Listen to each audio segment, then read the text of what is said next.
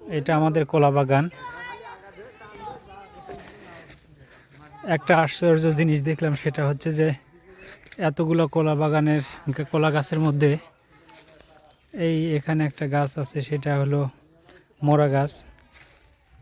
এই গাছে একদম গাছটা মরে গেছে, দেখলেই বোঝা যাচ্ছে। সেই গাছে যে এইভাবে কলার ছড়ি বের হয়েছে।